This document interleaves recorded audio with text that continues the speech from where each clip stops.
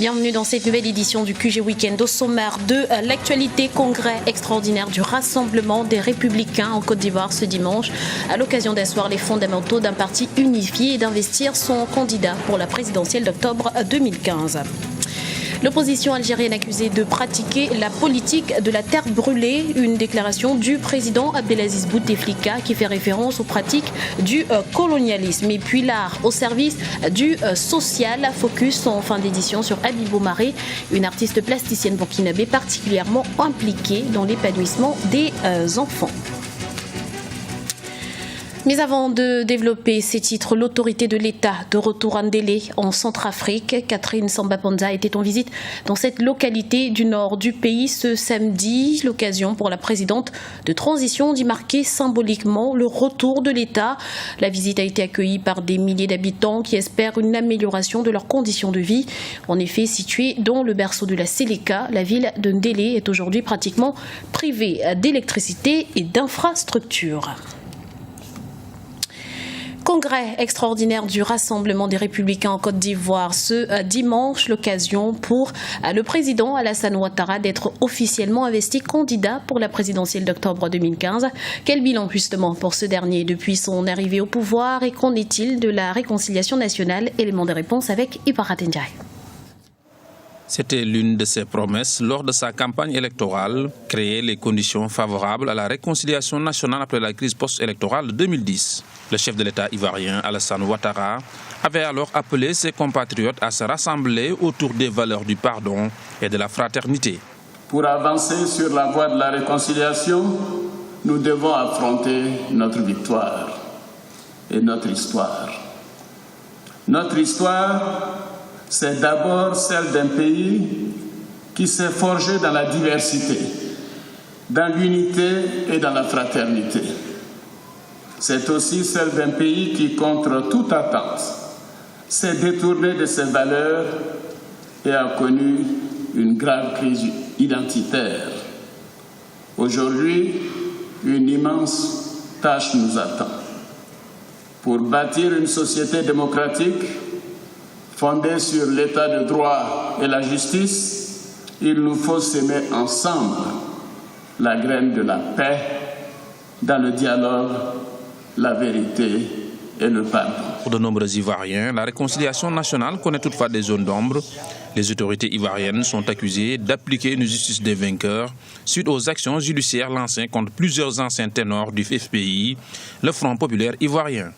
Les observateurs, quant à eux, restent prudents. Si la CDVR, la Commission Dialogue, Vérité et Réconciliation, n'a pas encore atteint son objectif de réconcilier tous les Ivoiriens, elle aura néanmoins permis de faire un pas vers la pacification. Il est évident que la Commission Dialogue, Vérité et Réconciliation n'a pas donné réponse à toutes les attentes et qu'on peut rester insatisfait par rapport à son bilan. On ne peut pas dire que le bilan est catastrophique, le bilan est mitigé, il est insatisfaisant.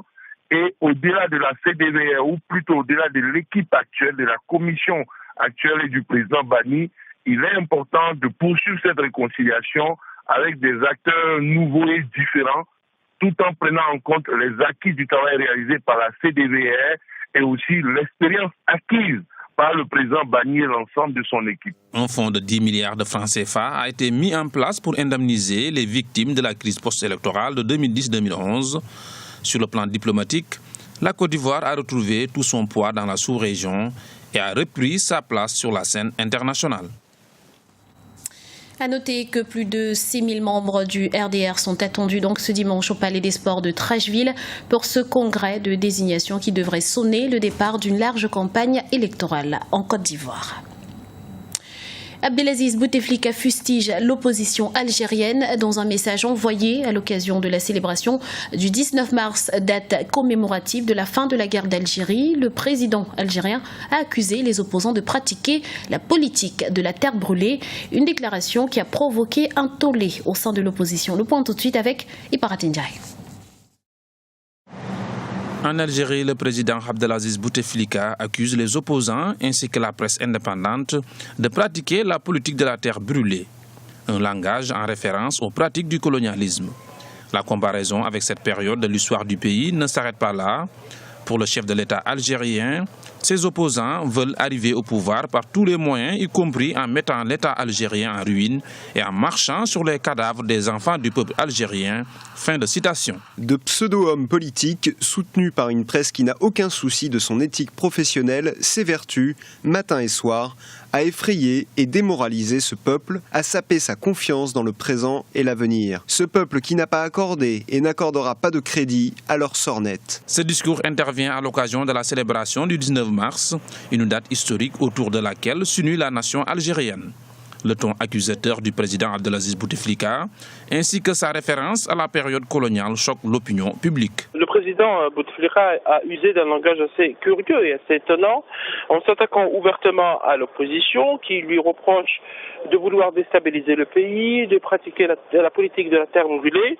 Et cela, bien entendu, nous rappelle quelque peu le discours utilisé durant la période coloniale française, puisqu'on avait accusé l'armée française à l'époque, quand elle occupait l'Algérie, de pratiquer la politique de la terre brûlée en combattant les nationalistes algériens, puisque le discours du président Bouteflika a été prononcé le 19 mars, et le 19 mars c'est la fête de la victoire en Algérie, c'est la fête qui célèbre donc la signature du cessez-le-feu entre l'ALN, l'Armée de Libération Nationale, FLN, Front de Libération Nationale, et l'armée française, le gouvernement français en 1962. Donc beaucoup d'analystes en Algérie ont fait le parallèle. Qu'est-ce que le président voudrait dire à travers ce discours, d'autant plus qu'il n'a jamais attaqué l'opposition de cette manière et qu'il n'a jamais attaqué également la presse, parce qu'il a mis dans le même sac presse et opposition. Certains membres de la classe politique ainsi que la presse y voient une détérioration du climat politique dans le pays. Beaucoup d'hommes politiques s'interrogent s'il n'y a pas de menace très claire aujourd'hui contre les libertés, contre la presse, d'autant plus que la presse en Algérie est soumise à des pressions à travers les annonces, puisque le gouvernement contrôle d'une certaine manière la publicité, donc ils ne donnent pas la publicité ou empêchent les annonceurs privés de donner de la publicité aux journaux qui critiquent le pouvoir.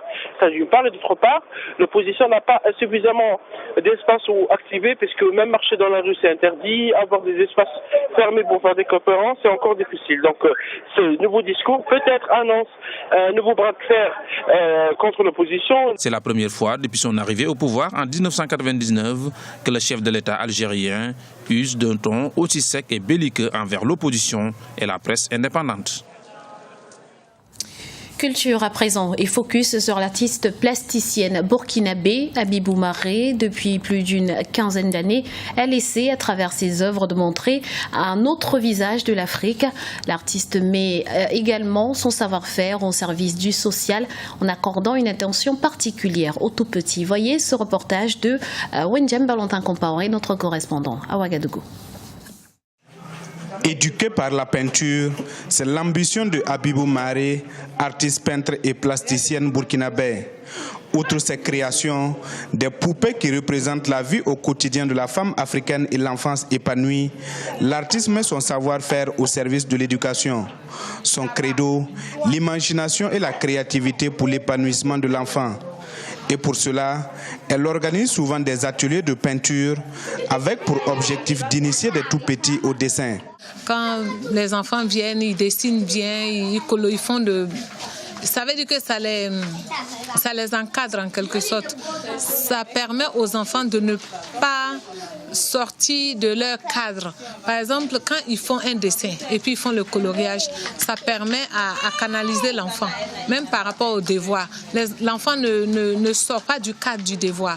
Donc on voit tout de suite l'impact sur le dessin. Environ 2 fois par semaine, ce sont des dizaines d'enfants qui fréquentent les ateliers de Habibou Maré. Ces apprenants sont motivés à apprendre le dessin. Je dessine le drapeau de mon pays parce qu'à l'école, on nous a dit de respecter le drapeau de mon pays. Je dessine une fille qui porte la peau de zèbre. Je ne suis pas sortie pour jouer. Je suis venue pour dessiner parce que le dessin, c'est très rigolant. Aujourd'hui, j'ai dessiné la pluie et quelqu'un qui regarde. Un œil qui regarde. La dernière exposition de Habibou Maré nommée Timé Nadia, jolie en langue locale, date de février 2015. Artiste décoratrice, elle utilise du coton, du textile, des pailles, des louches et le bois pour ses créations. Un mot de sport pour clôturer cette édition. Le stade Léopold Sédar Senghor de Dakar accueille ce dimanche la finale du championnat d'Afrique des Nations des moins de 20 ans. Le Sénégal affronte le Nigeria. Une finale historique pour les Lionceaux qui, par la même occasion, essaieront de prendre leur revanche sur les Super Eagles qui les avaient battus en match d'ouverture dans la poule A. C'était le journal de la rédaction. Nous vous remercions pour votre fidélité. Retrouvez dans un instant une nouvelle édition de l'information sur Africa 24.